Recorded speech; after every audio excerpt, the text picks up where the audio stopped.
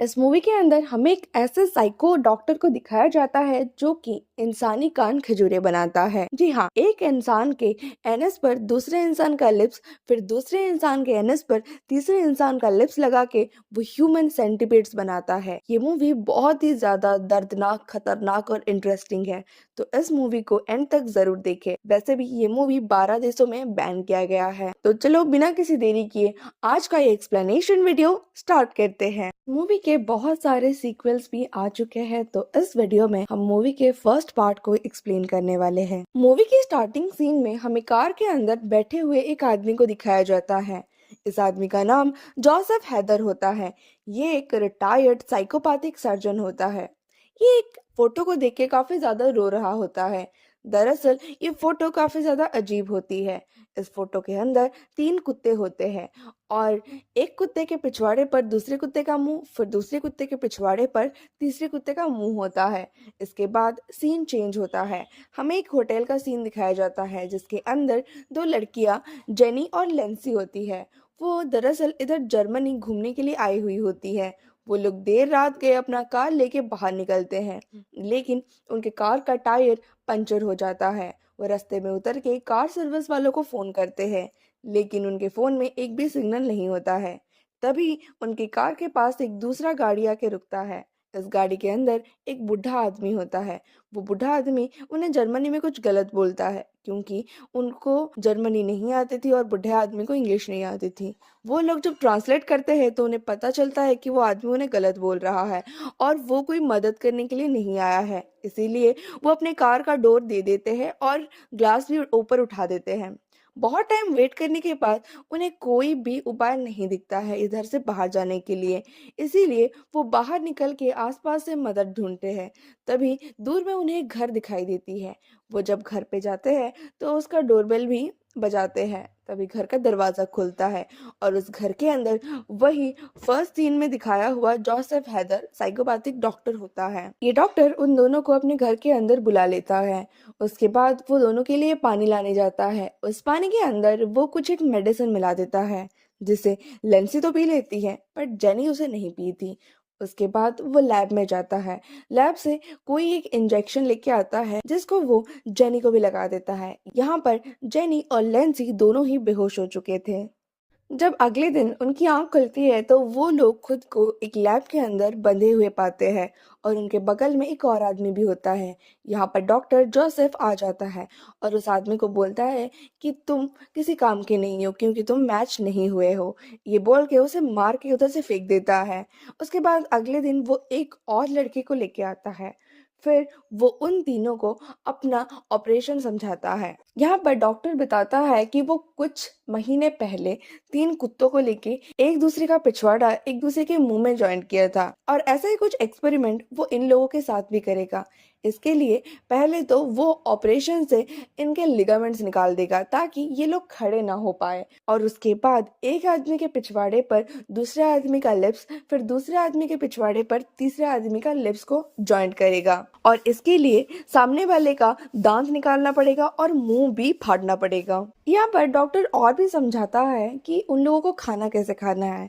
जब ए खाना खाएगा तो वो होते हुए बी तक जाएगा, फिर बी से वो खाना सी तक जाएगा और ऐसे ही होते होते वो लोग बन जाएंगे ह्यूमन सेंटीपीड, यानी कि इंसानी कान खजूरा। बातों के दौरान नैन्सी खुद को फ्री करके उधर से भाग जाती है, लेकिन और वो भागते भागते एक रूम के अंदर खुद को लॉक कर लेती है। यहाँ पर वो डॉक्टर कैसे भी करके विंडो तोड़ के उस रूम के अंदर आ ही जाता है। यहाँ पर लेंसी उधर से भाग के कि इंडोर पूल के अंदर गिर जाती है। यहाँ पर डॉक्टर उसे आके बताता है कि तुम मिडिल पार्ट होने वाली हो, क्योंकि मिडिल पार्ट को सबसे ज्यादा झेलना पड़ेगा, क्योंकि उसका मुंह भी फाड़ा जाएगा, दांत भी निकाला जाएगा और उसका एनस भी फाड़ा जाएगा। बट उधर से लेंसी कैसे भी करके भाग जाती है और जेनी को बचा के दोनों बाहर भाग रहे होते हैं कि डॉक्टर जोसेफ उन्हें बेहोश करके गिरा देता है। यहाँ पर डॉक्टर लैब के अंदर पहले उस लड़के का एनस फाड़ता है, फिर लिंसी का दांत निकालता है। उसके बाद सीन चेंज होता है। हमें कुछ महीने बाद का सीन दिखाया जाता है, जहाँ पर हम ये देख पाते हैं कि तीनों लोग एक दूसरे से कनेक्टेड हो चुके हैं। सबसे पहले वो लड़का है, उसके बाद लेंसी और उसके बाद जेनी है।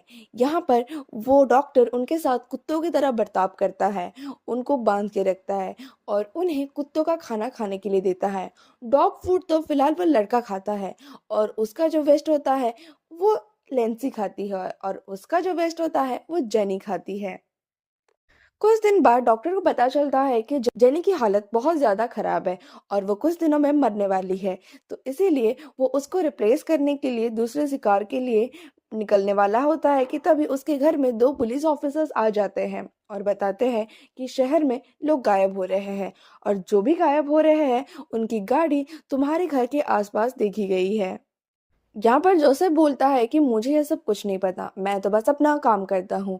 इसके बाद वो दोनों पुलिस ऑफिसर्स के लिए पानी लेने जाता है और उनके पानी में भी कुछ मिला देता है, लेकिन जब पुलिस ऑफिसर्स वो पानी नहीं पीते हैं तो जोसेफ का बर्ताव अचानक से चेंज हो जाता है, उसका हाथ कांपने लगता है। इसे देखकर पुलिस वाले मार के वो पानी गिरा देते हैं। फिर से अभी वो लैब के अंदर सीरीज लाने के लिए निकल जाता है।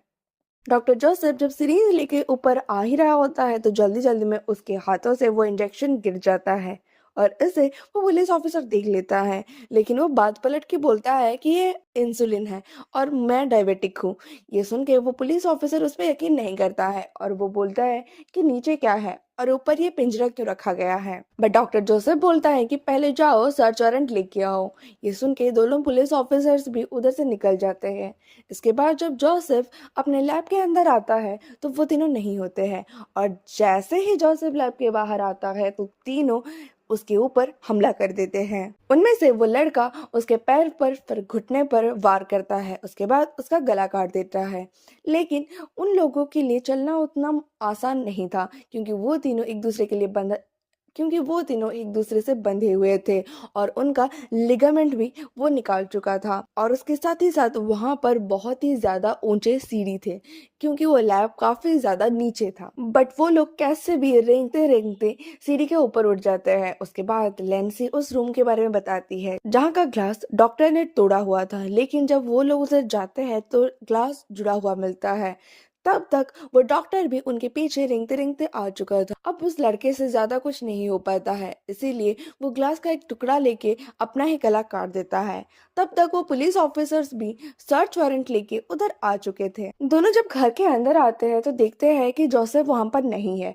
एक्चुअली में वो जाके पूल के साइड छुपा हुआ था। उनमें से एक पुलिस ऑफिसर ने पानी पी लिया था, इसीलिए वो बेहोश होने ही वाला होता है कि वो पूल पे जाके पहुंचता है। तभी वो जोसेफ उस पर हमला करके उसका बंदूक लेके उस पर गोली चला देता है। दूसरा पुलिस ऑफिसर ये गोली की आवाज सुन के पीछे पीछे पुल की साइड पे आता है। उधर वो डॉक्टर उसके ऊपर भी गोली चला देता है, लेकिन वो पुलिस ऑफिसर तभी उसके माथे पे गोली मारता है। वो डॉक्टर उधर मर जाता है। तभी हमें दिखाया जाता है कि जेनी की हालत भी बहुत ज्यादा खराब है और वो भी मरने वाली है और इसी सीन के साथ ये मूवी यहाँ पर खत्म हो जाती है।